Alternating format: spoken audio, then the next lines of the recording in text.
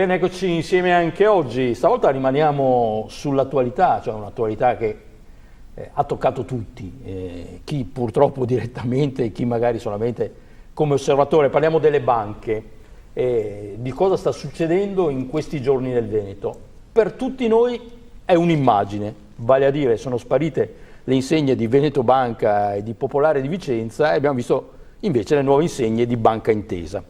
Con noi c'è Mario Citron, che è il presidente del Consorzio Veneto Garanzie, e a proposito di questo, visto che insomma la fusione sta diventando operativa, lei ha dichiarato: scendiamo in campo per evitare che il giorno dell'Immacolata si trasformi in un incubo per centinaia di imprese venete. È andata così? Insomma, come è stata? E ancora, intanto buongiorno a tutti. È ancora la migrazione è ancora in corso. È ancora presto per dirlo, anche se certe valutazioni all'interno della banca stessa sono state fatte, perché la migrazione ha comportato già il passaggio, diciamo così, dalla società che poi gestirà, diciamo così, gli inadempienti. Ma quello che abbiamo voluto dire con il comunicato era in pratica anche a seguito anche delle riunioni fatte anche con la dirigenza della banca stessa, di Banca Intesa, anche a livello regionale, con il presidente regionale delle associazioni e tutti quanti gli attori insomma in campo, perché ci fosse un occhio di riguardo su quello che è la separazione, diciamo così, delle imprese in bonus. Ecco, spieghiamo un attimo questo. Dobbiamo cercare di rendere facile la comprensione di un processo che facile non è, perché insomma chiunque abbia provato a chiudere, ad aprire un conto, sa che insomma non è facile. Figuriamoci riuscire a chiudere e spostare centinaia, migliaia di conti. Ci siamo trovati di fronte al fatto che da 3 banche effettivamente, che poi la quarta potrebbe essere Unicredit, ma 2 banche principalmente che lavoravano sul territorio e non solo, ma erano molto importanti per il nostro territorio, tra virgolette, regionale, Popolare di Vicenza e Veneto Banca, unitamente a Banca Intesa, oggi sono una banca sola. Perciò noi abbiamo fatto una valutazione dei nostri associati e abbiamo trovato che ci sono circa 950 posizioni che avevano conti correnti o affidamenti sulle 3 banche. È chiaro che a suo tempo, quando si parlava della fusione Popolare Vicenza-Veneto Banca, avevamo fatto delle valutazioni su quello che era la possibile fusione di quelle 2 banche là. Oggi ci troviamo con 3 banche che hanno fatto la fusione. Se poi ci mettiamo anche la Cassa di Risparmio di Venezia, che è sempre Intesa, qualcuno dice potrebbero essere anche 4, ma certo. Vabbè, ok.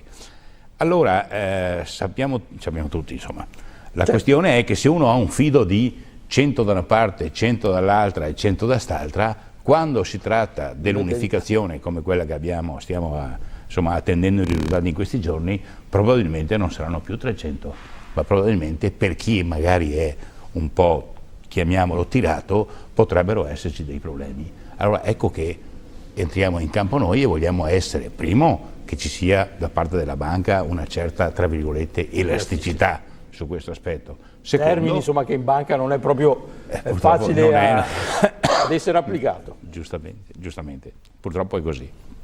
Cioè prima l'hanno magari applicato in maniera un po' troppo estensiva. Sì, prima si dava soldi a tutti e dopodiché insomma era un po' troppo elastico. Purtroppo spesso in Italia si passa da un estremo all'altro, il che come sempre non fa troppo bene. Comunque questa è la situazione. E allora noi vorremmo intervenire, volevamo, la supplica era, la preghiera era sul fatto di poter, diciamo così, non valutare le imprese solo meramente per i numeri che riportano a bilancio, ma avere una certa conoscenza anche del territorio, perché noi da sempre che ci siamo, che conosciamo le imprese, la storicità e quant'altro, perché chi poi decide su queste cose, che magari è chiuso in un ufficio, non sa la storicità dell'azienda o com'è, anche perché tante imprese potrebbero, purtroppo se la cosa rientra in bonus e sono tra quelle che possono essere, tra virgolette, accompagnate. Bonus vuol dire che non hanno problemi. Non hanno problemi, bene. Se invece viene scartata che entra tra virgolette in questa SGA, che è la società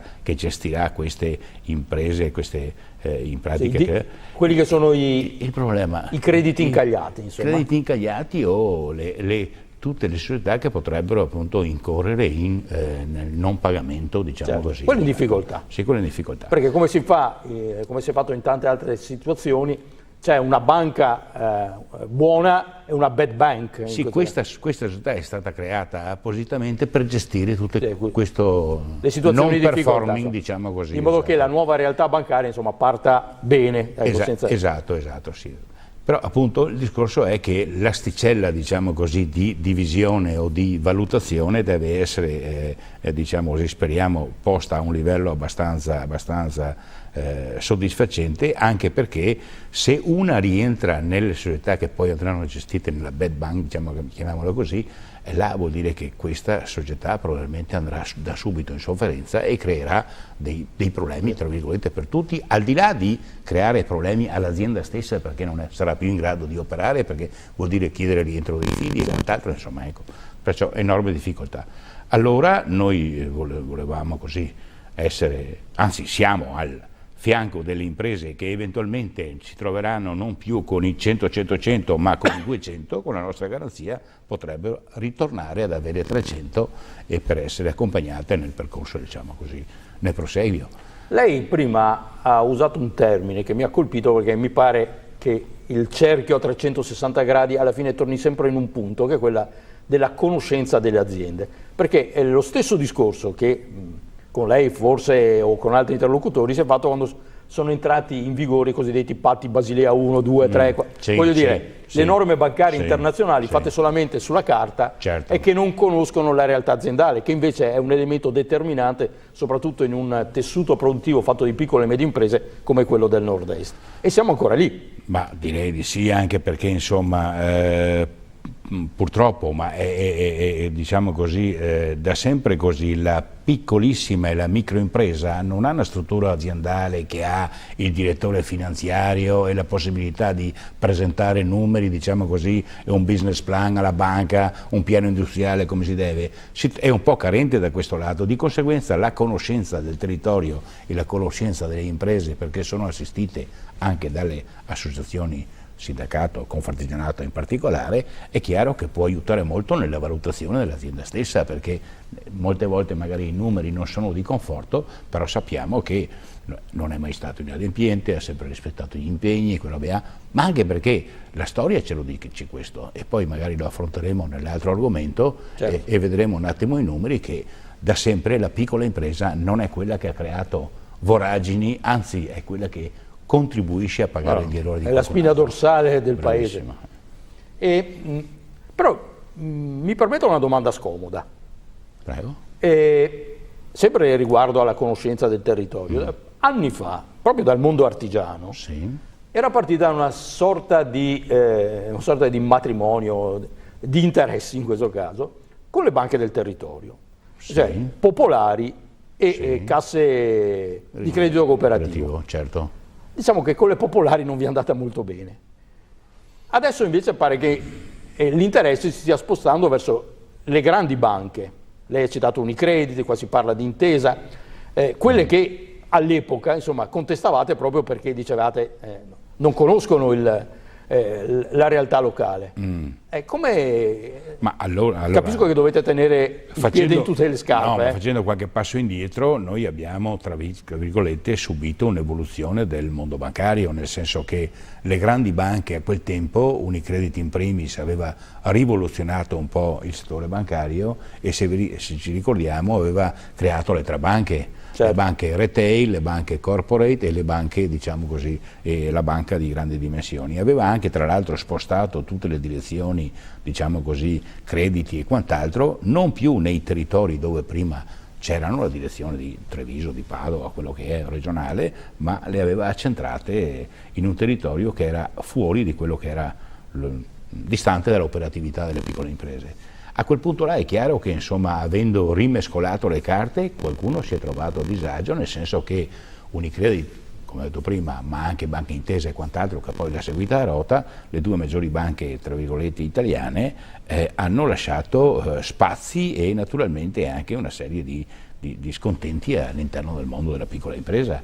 E allora che questa che poi, come noi stessi anche, siamo rivolti alle popolari in primis e le BCG, poi le popolari anche loro hanno cominciato a scricchiolare, ma le BCG, come l'ho detto anche in altre occasioni, anche proprio qua, hanno sempre risposto molto bene alla richiesta e di supporto. Tant'è vero che, tra virgolette, avendo dato molto per il passato, oggi, o insomma da ieri, insomma, ne stanno pagando un po' lo scotto, perché insomma anche qualche BCC ha i loro problemi. Qualche problema. Poi adesso, scusi, per completare, adesso invece anche Unicredit in primis, e non solo, ma anche Banca Intesa con l'acquisizione stanno ritornando sul territorio, perché hanno capito che insomma le cose stanno cambiando. Poi è chiaro che si sommano tutta una serie di fattori che, come dicevamo prima, il credito alla piccola impresa è sempre minore, perché la banca sta dicendo in tutti i modi, in tutte le lingue, che il piccolo credito non paga più. Cioè il modello di business che la banca aveva, che una volta su cui si reggeva il conto economico della banca, oggi è spostato ad altre operazioni finanziarie oppure diciamo così di livelli superiori, e non col microcredito, il microimpieghi, insomma. Grazie, per ora mi fermo qua. Grazie a Mario Citron, che ricordo essere il presidente del consorzio Veneto Garanzie, cui lavoro in questo momento sicuramente non manca. C'è da fare molto. C'è da fare, ce la dovete fare, anche perché, come ha ricordato, ci sono 950 aziende medio-piccole, insomma, che aspettano in qualche maniera da voi una risposta positiva, di essere accompagnate in questo processo di migrazione, così si chiama, abbiamo saputo, cioè, da due banche, vale a dire in gravissima difficoltà come Veneto Banca e Popolare di Vicenza, fusione con una terza banca assai più grande che è Banca Intesa. Grazie, buon lavoro. Buona giornata a tutti. Alla prossima.